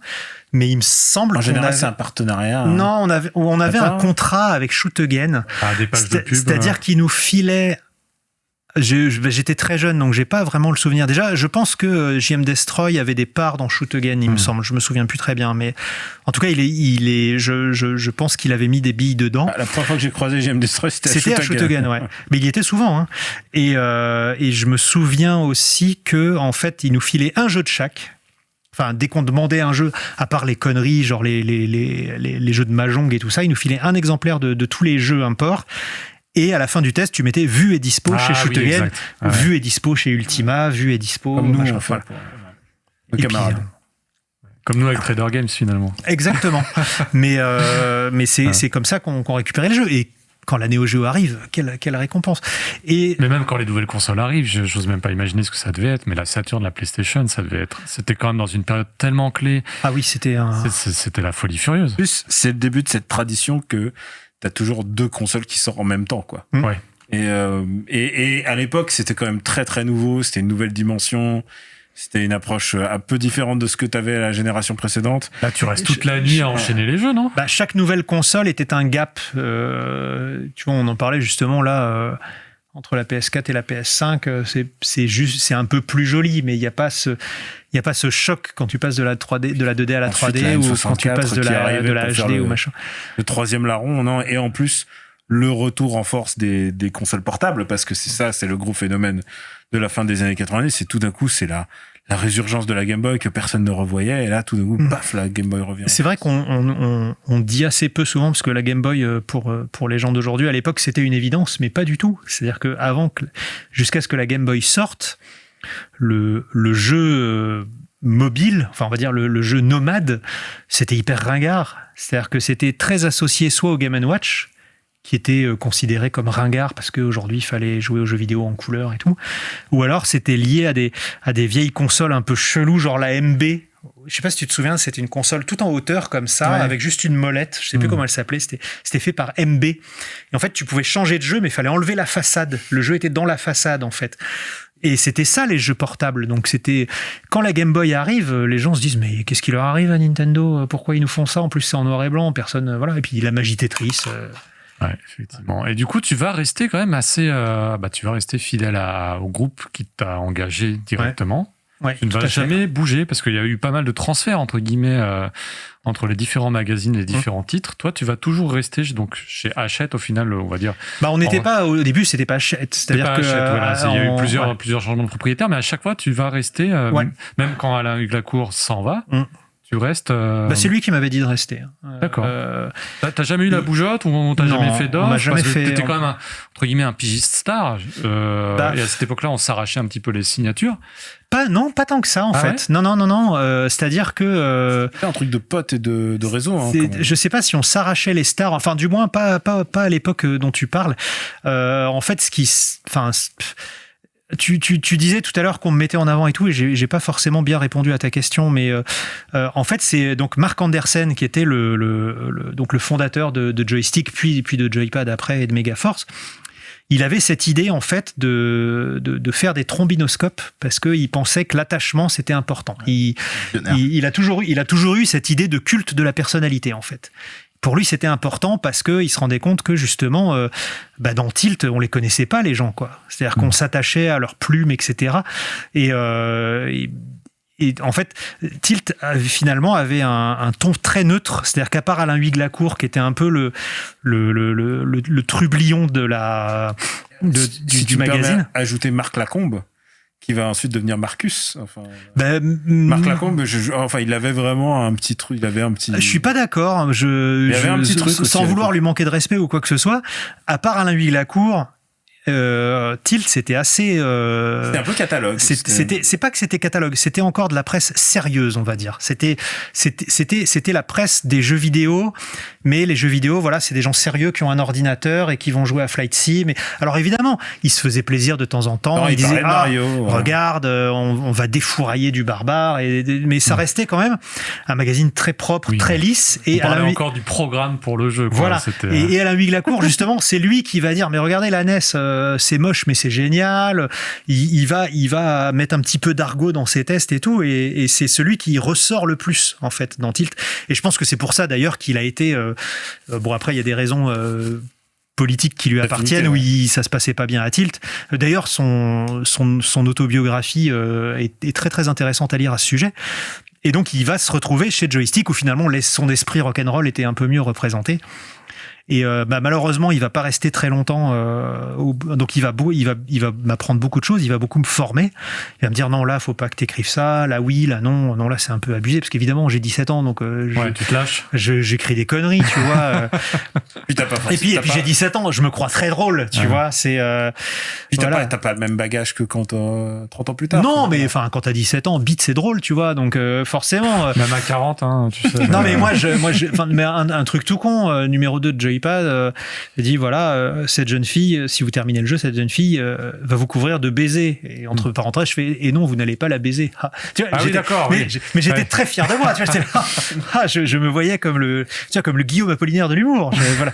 Et il fait venir, il fait non, tu peux pas mettre ça. Je dis, mais c'est très drôle et tout. Et tu vois, s'il te plaît. Il t'a plus cadré que formé finalement. Si, mais non, parce que je suis content d'avoir connu Greg plus tard. Mais non, mais j'avais 16 ans et demi. Mais forcément que c'était drôle. Et il a pris le temps de m'expliquer pourquoi c'est pas drôle. Enfin, oui, c'est drôle, mais ça renvoie pas une bonne image et machin. Enfin, c'est ça aussi qui est important. C'est pas de te dire t'as fait une erreur, c'est t'expliquer pourquoi c'est une erreur. Et il prenait le temps de faire ça. Et ça m'a beaucoup appris. Après aussi, l'avantage, c'est que quand il fallait sortir 2 magazines par mois, on était beaucoup dans le rush. Et en travaillant dans le rush, t'apprends aussi à un peu couper le superflu. Tu confirmes ça, que les cadences étaient quand même très... Oui. Les cadences de bouclage étaient vraiment infernales? Ah oui, bien sûr. Ouais, c'était Bien quoi? sûr. C'était 2 jours sans dormir ou très peu? Non, moi une j'ai toujours... semaine? Alors moi je pense que je suis une exception. J'ai toujours refusé de faire une nuit blanche au bureau. Je pense que je suis le seul à l'avoir jamais fait. Je suis toujours rentré chez moi, même si je devais rentrer à minuit ou 1h du mat, je suis toujours rentré dormir chez moi. Je crois que j'ai jamais... Ça a peut-être dû arriver, mais j'ai dormi, tu vois. Je pense que ça m'est jamais arrivé de passer une nuit entière à travailler sans dormir. Je sais pas pourquoi. Ça passait mal si tu... Non, attends, on n'est pas au Japon. Du moment que le truc était rendu à l'heure, on se disait, bon, ok, là, le mec, est-ce que tu peux me rendre la soluce pour dans 3 jours? Ok, on est parti, et puis voilà, quoi. J'étais pas du tout culture café, Red Bull et tout ça, quoi.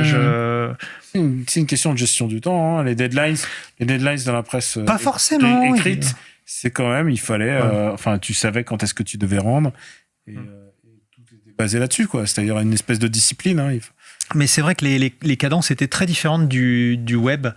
C'est-à-dire que le web, tu reçois le jeu, il faut vite que le test soit prêt au moment où le jeu sort, donc tu as une certaine pression.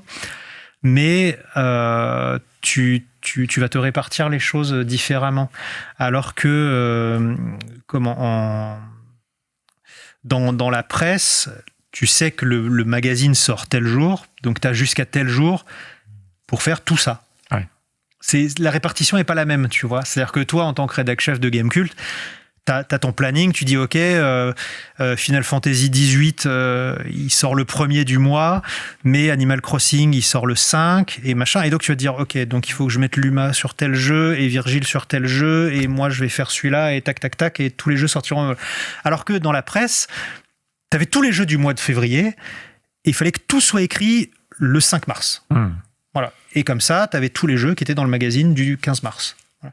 Donc la gestion du temps n'était pas la même, en fait. Et puis, tu avais des jeux qui tombaient. Tu vois, c'est-à-dire que tu prévoyais, tu dis, OK, le bouclage, c'est le 5 juin, mais entre le 1er et le 3 juin, on risque de recevoir du Japon tel jeu. Ouais. Voilà. Ouais. Et donc, tu es tous les jours à appeler la boutique. Vous l'avez reçu? Non. Vous l'avez reçu? Non. Vous l'avez reçu? Non. Ou alors DHL, où est mon paquet? Machin. Ouais. Et parce qu'il te faut le jeu le plus vite possible, parce qu'après, tu n'as plus que 2 ou 3 jours pour le tester. Comment ça se passait l'approvisionnement quand ça s'est professionnalisé au fur et à mesure? Vous aviez un correspondant au Japon qui vous envoyait tout par FedEx ou DHL ou machin? C'est ça, en fait. C'est-à-dire que sur les très, très, très, très, très gros jeux, tu vois, genre le Mario Kart de la N64 ou des trucs comme ça, tu te fais envoyer un FedEx, par exemple. D'accord. Ouais, parce que tu gagnes du temps. Ouais. Après, ça dépendait vraiment des jeux et ça dépendait des méthodes d'approvisionnement, parce que ce qu'il faut savoir, c'est qu'à cette époque-là, à l'époque de la PlayStation 1, l'import explose, littéralement. Et du coup, il y a des magasins d'import donc qui se multiplient partout en France, mais aussi en Italie, en Espagne et aux États-Unis. Et du coup, tu as des énormes centrales d'achat qui se montent à Hong Kong et à Singapour, qui sont des très gros grossistes de jeux vidéo, qui commandent d'énormes quantités pour les envoyer un peu partout dans le monde. C'était parfois des grossistes qui étaient spécialisés dans d'autres domaines. Par exemple, moi, j'en avais un qui était grossiste dans du matériel de voiture, en fait. Et un jour, on lui a demandé, mais est-ce que vous pouvez faire des jeux vidéo? Il dit, pas de problème. C'est mon métier. Moi, j'achète un truc et je vous l'envoie. Et c'est comme ça que j'avais mon propre importateur de jeux vidéo à l'époque. Un jour, il faudra que Daniel nous explique comment il a joué à FF11 alors que c'était interdit en dehors du Japon. C'était, on fera la spéciale FF11. mais c'était, ouais. Et donc, comme pour tous les produits, tu as une street date, ce qu'on appelle la street date, c'est-à-dire que tu reçois le jeu avant qu'il sorte, mais t'as pas le droit de le vendre avant la date officielle. Et donc évidemment, les Japonais, ils sont tous au garde à vous, ils attendent le jour J, machin, mais ils étaient livrés plusieurs jours, plusieurs semaines avant, parfois. Donc eux, les importateurs de Hong Kong, ils s'en foutaient. Donc le temps que le truc fasse le voyage, c'est-à-dire que t'avais des fois des jeux qui devaient sortir sur Super Nintendo, sur PlayStation, ils devaient sortir le 15 juin. L'importateur l'avait depuis le 12, il te l'envoie, le temps que tu le reçoives, genre le jeu sort le 15 au Japon, tu l'as le 16 en France. Ça, c'est des choses qui pouvaient arriver, oui. Il y avait même parfois, sur les jeux Saturn principalement, il y avait parfois les 2 jours d'avance sur le planning. C'était rare, mais ça arrivait quand même. Et à l'époque, il n'y avait pas Internet, donc pas vu, pas pris, tu vois, il n'y avait pas de problème Ça pouvait faire une différence fondamentale entre deux ventes de magazines si, voilà, bien sûr, savoir jongler avec les dates de bouclage. Mais j'imagine Chrono Trigger, il arrive juste à la limite, hop, tu l'as, et c'est toi qui peux l'afficher. C'est pour ça que la couve, tu l'as fait au dernier moment, tu rajoutes l'accroche. Resident Evil, on y a joué. 3 points d'exclamation, tu vois. Ouais. Et les autres, non. Mais dans ce cas-là, tu le testais pas, tu le mettais peut-être en preview, non ? Ça dépendait de ton avancée de jeu, parce que ça demandait tellement de temps. Mais tu sais quoi, les jeux sur lesquels il y avait une vraie grosse différence, à mon sens, sur les RPG pas encore autant, mais je pense que c'était vraiment les jeux à licence, genre Dragon Ball. Oui. Je me souviens que à l'époque, j'y étais pas encore, mais Console Plus titrait sur Dragon Ball, à l'époque, c'était... Comment avoir les 16 persos cachés? Non, mais c'était Ultimate Battle 22, et genre... Ultimate Battle 22 dans le supplément, la guerre des 32 bits. C'était pas super, mais alors, ils l'ont peut-être eu ric-rac, et ils ont juste eu le temps de rajouter Dragon Ball Z, Ultimate Battle 22, étonnant. Je me souviens d'un Mega Force qui avait des images de Buyeo Retsuden, donc l'appel du destin, qui avait dû l'avoir. Mega Drive, pendant un mois en exclu, c'était... c'était le luxe, quoi. C'était pour ça que t'as acheté le magazine. Et le truc, ça c'est venu à ce moment-là, c'est que les magazines parfois venaient emballés, c'est-à-dire emballés. Il y avait parce qu'il y avait soit un CD, pas un CD-ROM, mais un CD audio, ou par exemple il y avait un poster ou quelque chose. Et donc, comme le magazine était emballé, moi quand j'étais gamin, j'avais pas forcément beaucoup de thunes et je lisais beaucoup chez mon libraire. Et là, tout d'un coup, les magazines étaient emballés et c'est devenu vraiment relou. Du coup, t'étais obligé de passer à la casserole. PlayStation Magazine, ils étaient tous emballés puisque tu avais de CD de démo. Ça dépend. Mais tu vois, certains revendeurs, ils étaient quand même déballés. Hein. Mais Console Plus, Player One, tous essayaient de rajouter une petite goodies en plus, ce petit autocollant en plus qui fait que ça vient emballer. Ça, c'était un argument de vente aussi. Ouais. Greg, je suis désolé, on risque un petit peu de courir après le temps, mais il y avait quelques questions qui me restaient en tête. Vas-y. Notamment, il y a quand même une période qu'on qualifie souvent d'âge d'or pour la presse spécialisée, la presse magazine. C'est la période, on va dire, entre 97 et 2001. Ouais. Vraiment le moment où Joypad, je pense, arrive à maturité avec une rédac, avec des tests qui sont quand même plus fournis, des maquettes qui sont quand même plus nickel. Est-ce que toi, à ce moment-là, tu as le sentiment quand même que le magazine, il est à son top et que vraiment, tu es un peu déjà arrivé au bout de cette démarche-là de professionnalisation du média par rapport à ce que tu as vécu au tout début? C'est sûr que c'est assez différent. En fait, la concurrence devient plus féroce. C'est-à-dire que déjà, tu vas avoir donc l'arrivée d'Internet. Donc, il faut que tes news aient une valeur ajoutée. Tu peux plus dire, on a reçu des images du dernier machin, ça a l'air mortel. Plus d'infos prochainement. Tu peux plus dire ça puisque maintenant, tous les éditeurs ont leur site officiel. Donc, tu vois, en fait, le gros choc Internet, je pense que c'était justement pour FF7, où quand FF7 est annoncé, tout de suite, sur le site officiel de Squaresoft, tu as toutes les photos. Alors, il y en avait 10, mais tu as des photos avec un descriptif, et c'est eux qui choisissent ce qu'ils écrivent. Donc, et là, tu te dis, en fait, tout le monde y a accès. Bon, c'était écrit en japonais, mais tout le monde y a accès quand même. Donc, tu te dis, bon, effectivement, il faut peut-être rajouter un peu de matière là-dessus. Et puis, il y a la concurrence d'Internet. Il y a aussi la concurrence de la presse anglo-saxonne. C'est-à-dire que les fans qui nous lisaient dans les années 90, dans les années 2000, ils sont adultes, ils parlent anglais. Et pourquoi acheter Joystick si tu peux acheter Edge, par exemple ? Donc il y a aussi, ou pourquoi ne pas acheter EGM ou IGN ou tous ces magazines américains. Voilà. Bon, alors, on a de la chance, c'est que les magazines américains avaient une mise en page de très très mauvais goût et que, ils écrivaient un peu pour des demeurés. Les Américains ont toujours essayé de conserver un peu cet aspect kids, un petit peu sport extrême. Proche de Console Plus. C'était Edge est un peu un cas particulier. Mais Edge, c'était un cas particulier. Edge, ils ont essayé justement d'intellectualiser le jeu vidéo. Il y avait une vraie volonté de transformer le magazine de jeux vidéo en MOOC, un peu luxueux. Mais les notes étaient pas mises autant en avant que... Non. Tu peux plus tellement jouer sur la culture manga et sur les couvertures et sur cette ouverture-là à partir du moment où déjà le créneau manga est occupé. Non, c'est pas. En fait, en gros, quand cette presse-là arrive, tu as un choix à faire. Soit tu fais un truc un peu classe, soit tu fais un truc complètement vendu pas vendu, mais complètement qui s'abandonne complètement au manga, etc. Et on décide justement sur Joystick et Joypad d'aller vers de la pop culture chic, en fait. C'est-à-dire qu'on va laisser les couvertures DBZ mal scannées ou quoi à des magazines comme comment dire, Banzai ou Supersonic, qui clairement vont être des magazines qui s'adressent plutôt aux jeunes, aux plus jeunes, hein, je dirais vraiment 10-14 ans. Et on va essayer effectivement de vieillir avec notre public. Et c'est vrai que je rentre à Joypad, j'ai 16 ans. Mais j'en pars 13 ans plus tard et je pense que les lecteurs ont vieilli un peu, ils avaient plus ou moins le même âge que moi.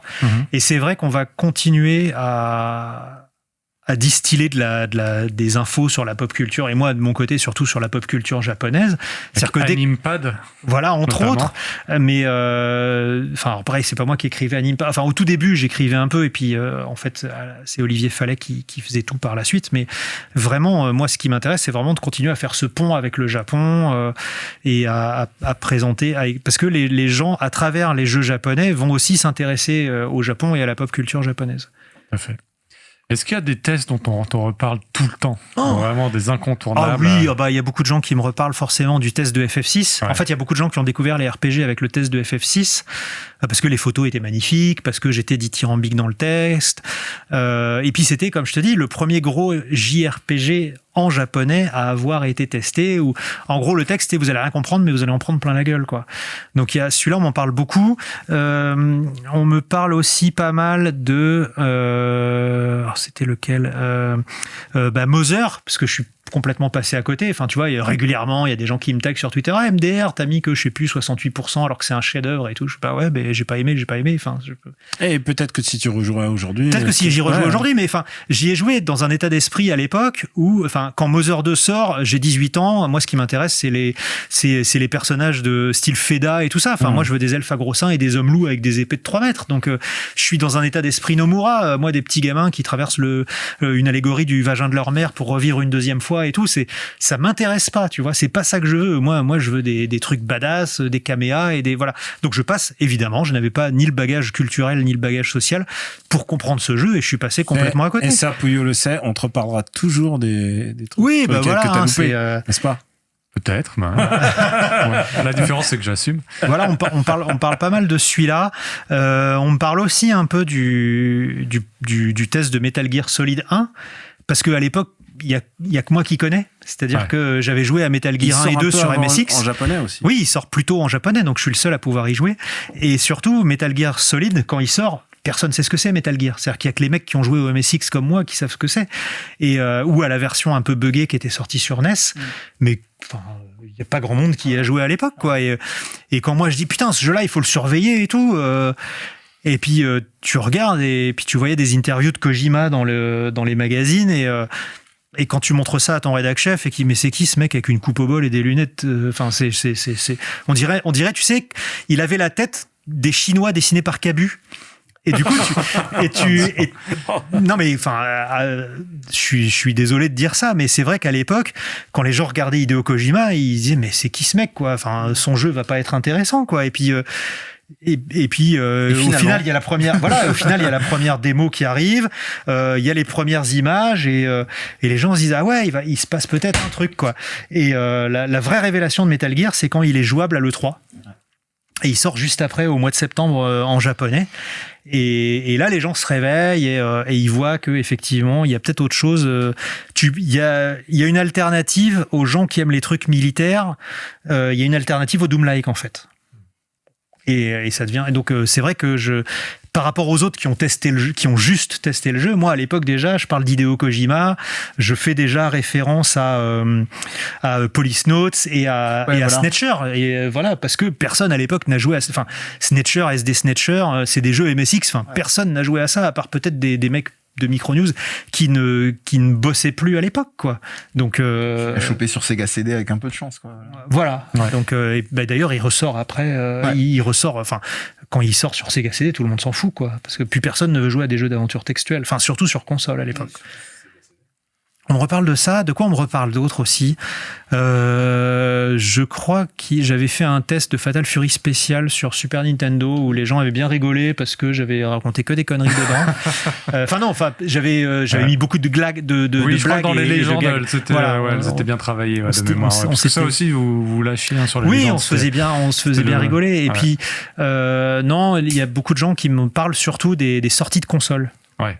Oui, toutes les couvertures, les mini-bouclettes, les GBA, le mini-bouclette de la PS2, le mini-bouclette de la GBA. On me parle beaucoup aussi de la sortie de la Dreamcast, de la PS2. Dragon Ball, bien sûr. Voilà, le hors-série Dragon Ball. Le livret Dreamcast aussi, mais quel plaisir. Ouais.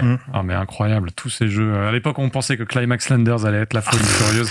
Quelle escroquerie! C'est à cause de toi! Ben oui, mais ça avait l'air mortel. Enfin, excuse-moi, c'était. J'ai rejoué il y a pas longtemps. Sur le papier, ça avait l'air mortel, quoi. Donc, voilà, on m'a beaucoup parlé de ça principalement, mais c'est vrai que d'une manière générale, les gens disent ah bah merci, c'est grâce à toi que je m'intéresse au Japon, tu vois. C'est grâce à toi que moi je suis là autour de ce plateau-là. Ah oui, carrément. Je pense que oui, évidemment, je te l'ai dit 1000 fois, mais je te le redis encore. Merci infiniment pour tout ce que tu as fait et tous les articles que tu as rédigés, la plume, l'envie de partager cette passion-là, parce que c'est gentil. C'est grâce à toi.